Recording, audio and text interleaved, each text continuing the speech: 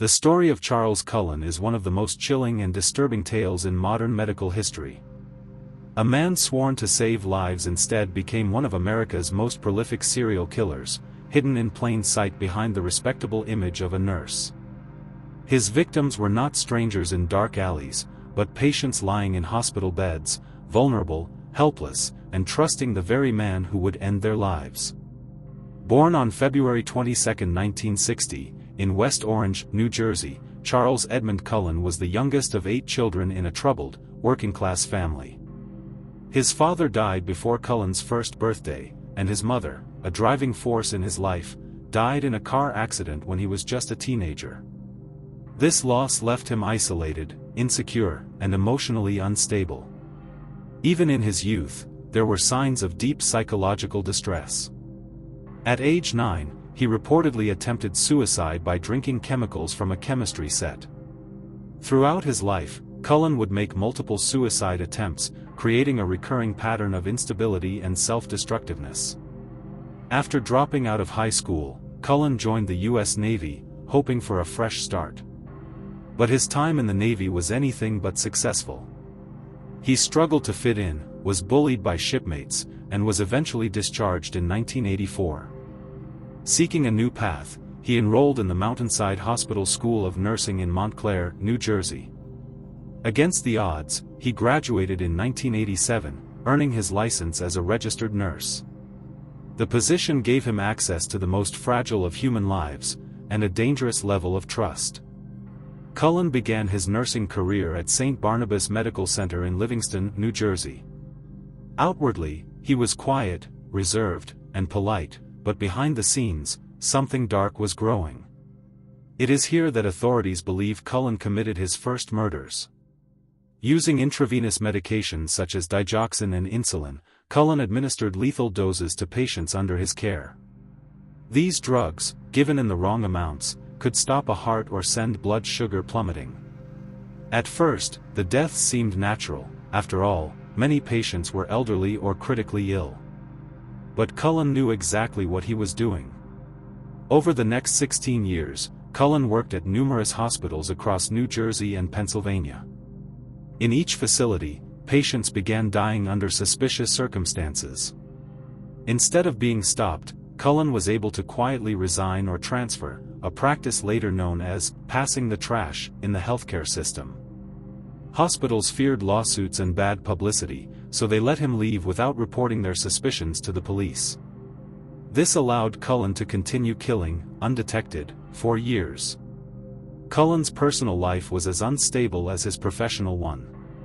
He married and had 2 daughters, but the marriage collapsed amid accusations of domestic violence and strange behavior. He was known to show up uninvited at co-workers' homes, sometimes wearing scrubs, and engage in obsessive, erratic conduct. His neighbors saw him as odd and unsettling.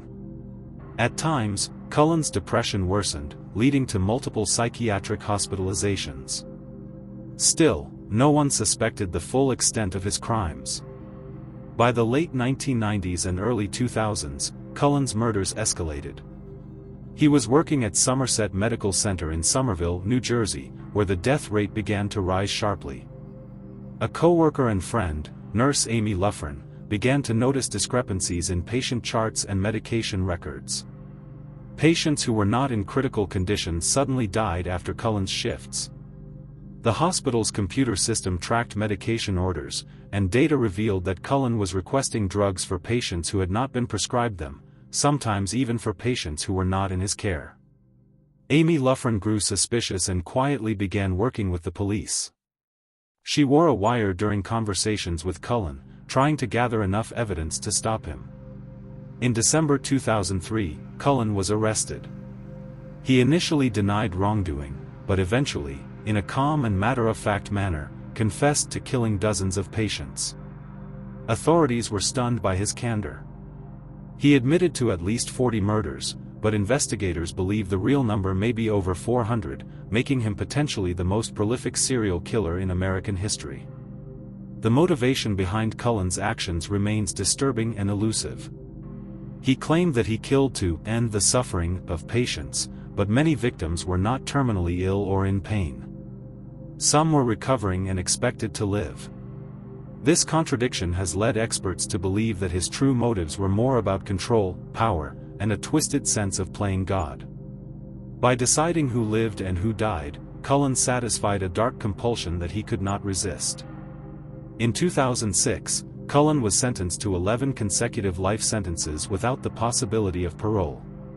His cooperation with investigators spared him the death penalty, but it also revealed the deep systemic failures in the American healthcare system. The fact that Cullen was able to move from hospital to hospital despite repeated suspicions remains one of the most alarming aspects of the case.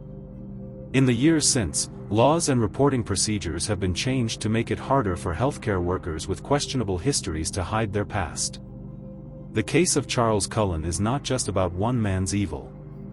It is about the institutions that allowed it to happen, the colleagues who missed the warning signs, and the patients who paid the ultimate price for the trust they placed in the medical system. It is a chilling reminder that evil does not always come in the form of a shadowy stranger. Sometimes it wears a nurse's uniform, smiles politely, and carries a syringe.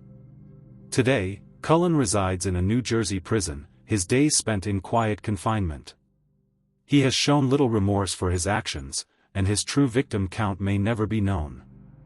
For the families of those he killed, justice is partial at best.